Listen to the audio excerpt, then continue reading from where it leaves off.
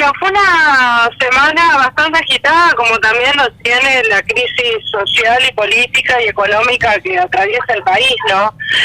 Fíjate vos que el pueblo obrero, pero en realidad con el Frente Piquetero, que está compuesto también por un montón de agrupaciones que no pertenecen al Partido Obrero ni al pueblo obrero, están en esta lucha, digamos, reclamando fundamentalmente trabajo genuino, en blanco y bajo convenio colectivo de trabajo, presentando también a Zabaleta y al resto de los ministros un proyecto de la construcción de más de 1 millón de puestos de trabajo para el país, donde justamente se tenga en cuenta de que a través de la construcción de la obra pública, la construcción de vivienda y demás, se pueda, se contrate, digamos, a las personas desocupadas, pero que fundamentalmente se tenga en cuenta el contrato colectivo de trabajo, algo que últimamente hemos dejado de hablar salvo los mismos trabajadores, ¿no?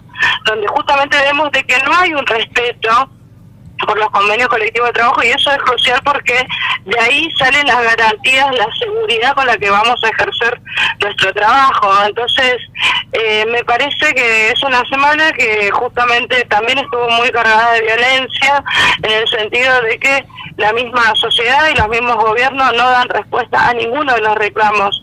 Otra cosa que estuvo muy presente esta semana es el hecho de que, bueno, la inflación, digamos, fue del 7%, pero que en realidad lo vemos en los alimentos y en la ropa mucho más caro. Lo que más consume la familia tradicional es alimento y ropa, y eso, por ejemplo, no está puesto en eje dentro de las discusiones que quiere el gobierno con los empresarios, con el FMI y demás, sino todo lo contrario, cómo se va llevando, digamos, adelante el ajuste para la población a través de la inflación, de los aumentos de tarifa, a través de la devaluación de los salarios, o sea, de la depresión salarial, y a través de los despidos, a través de no crear, digamos, puestos de trabajo, sino todo lo contrario, cerrar puestos de trabajo, o la doble función que tiene que tener un trabajador en un mismo lugar,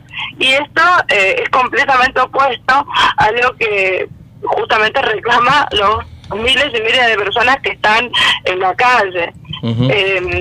Samantha, y en cuanto también a esta situación, al final, en la última conversación contigo, habíamos hablado sobre la reconversión de planes sociales a trabajo genuino, y ya pasó un tiempo prudencial, pasaron ya un par de meses justamente de los anuncios. Al menos hubo algún cupo justamente del sector que vos representás de justamente de estos movimientos sociales que hayan pasado de un plan a un trabajo genuino.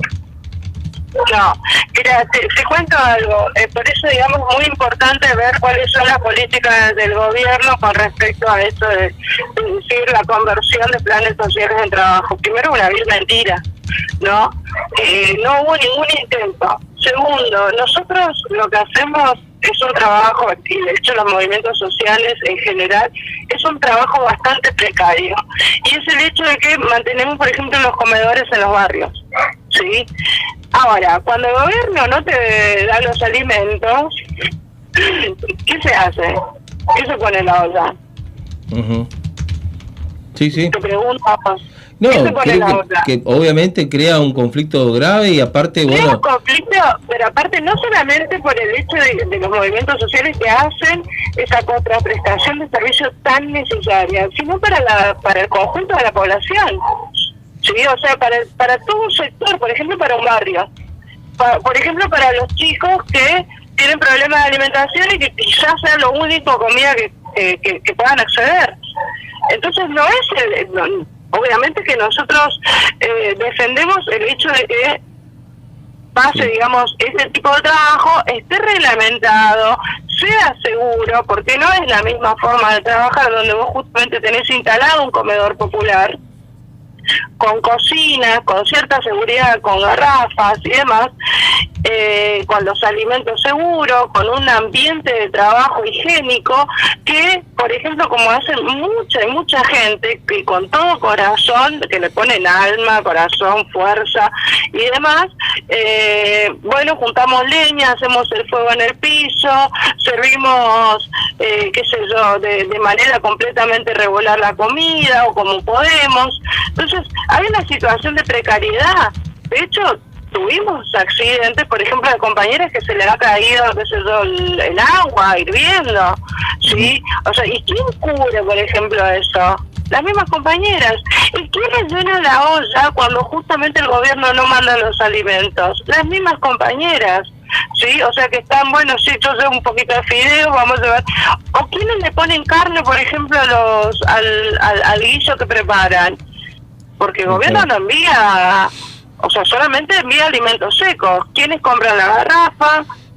Sí, o sea, ¿cómo se reemplazan esas cosas? Que llevan gastos. Sí, me imagino. No, entonces, por supuesto. todo eso, que en este momento tendría que, supuestamente, si se quiere convertir los planes sociales en empleo, tendría que ya estar regulado. No sucedió.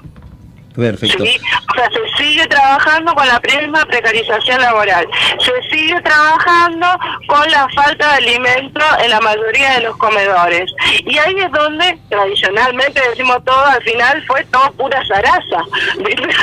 Porque una palabra bastante inusual, pero en realidad es eso lo que dice el Samantha, gobierno. y también ¿Sí? ahí quiero aplicar también en la siguiente pregunta, muy conexa a tu respuesta también, porque bueno, evidentemente hay un cierto hartazgo de la sociedad con el tema de los piquetes, de los movimientos, del corte de calle, del corte de ruta. Bueno, lo vimos obviamente en el enfrentamiento entre este grupo piquetero y los hinchas de Talleres justamente en la ruta. ¿Llegó el momento, a ustedes, y le pregunto, a los movimientos sociales, de cambiar la metodología de protesta? ¿Llegó el momento de reestructurar nuevamente el sistema, digamos, de reclamos? Porque evidentemente cierta, digamos, porcentaje de la sociedad apoyan a estos grupos violentos también, que desalojaron a fuerza de armas de fuego una ruta nacional en donde también afectaba a otros sectores de trabajadores, ¿no? Fíjate vos que no se ponen las prioridades sobre la mesa. El corte de ruta, y es algo que lo que tenemos que discutir también, ¿por qué se llega a esas medidas y cómo un movimiento se llega a esas medidas? Primero, lo que estaban reclamando era la creación de trabajo genuino y también alimentos para los comedores y merenderos.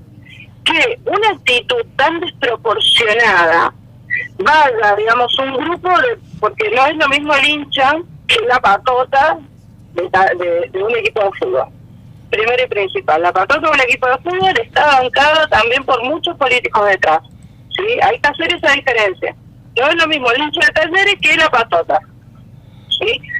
La patota son las que generan violencia. Eso tenemos que hacer una distinción fundamental. Ahora, ¿qué tiene prioridad para el ser humano? ¿Tener alimento, tener trabajo o tener un partido de fútbol? Buenos días, Samantha. Vamos a volver a la pregunta. A ver, ¿vos qué considerás que tiene prioridad? Yo pienso con lo que vos decís, ¿no? La prioridad es básicamente comer y establecer obviamente un bienestar para el pueblo. Por aquí, mi compañero Walter Mespolete te saluda. Buen día, Samantha, ¿cómo estás? ¿Cómo te va, Walter? Bien, al respecto de eso, por ahí voy a disentir un poco con vos, porque también tenemos que tener en cuenta que los cortes de ruta transgreden lo que dice la Constitución Nacional, que todos tenemos la libertad de transitar libremente por toda la Argentina sin que nadie lo interrumpa. Y cuando se producen estas cosas, vemos que se afectan a muchos servicios, como el servicio de salud, el servicio de transporte, el servicio educativo, el servicio, digamos, de poder llegar a su trabajo en horario y tiempo.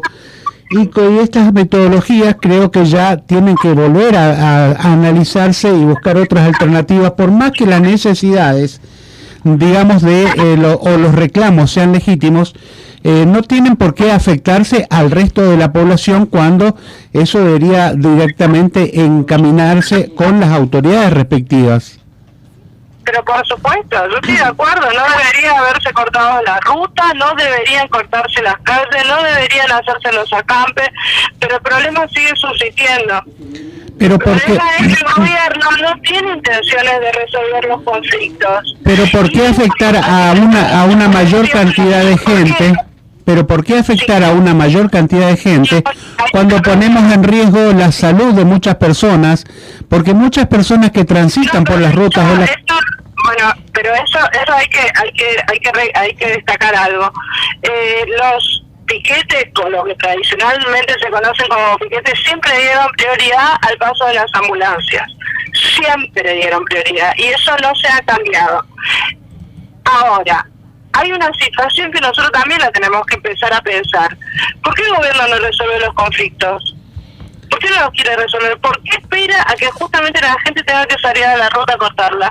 O a quedarse en la campe. ¿Saben hace cuánto? Esto es lo que yo les contaba hace un ratito.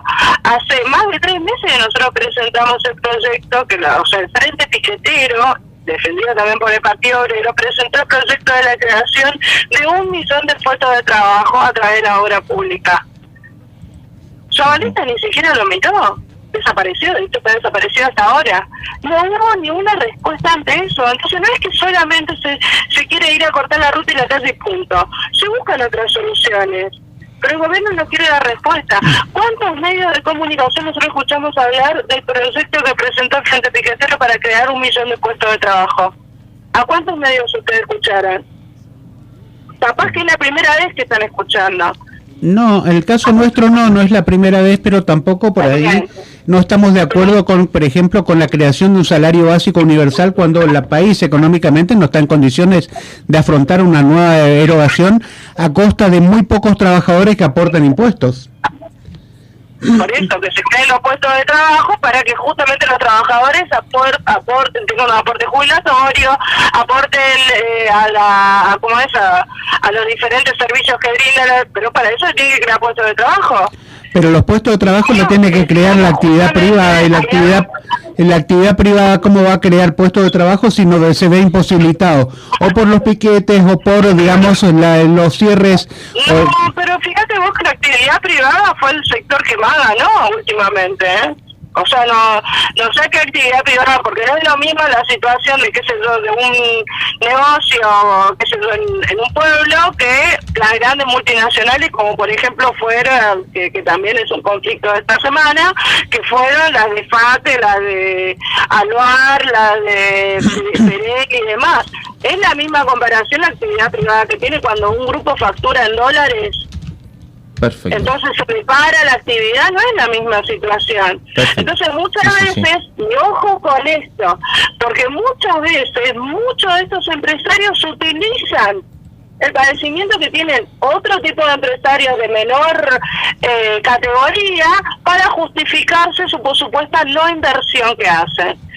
La actividad privada, estas grandes multinacionales no quieren invertir en el país. Todo lo contrario, quieren quitarle derechos a los mismos trabajadores. Entonces ahí hay una situación donde justamente no hay una presión del gobierno, por ejemplo, en esos sectores. Todo lo contrario, hay un apoyo total. Muy bien. Y acá, quiero decir algo. Sí, por favor, cerrá. Sí. Perdón. Sí, te escuchamos. No, quería decir algo. Las medidas de fuerza que se llevan a cabo no quiere decir de que nosotros no estuvimos pensando, que la mayoría de la gente no estuvo pensando qué otra forma de resolverlo. Muy bien.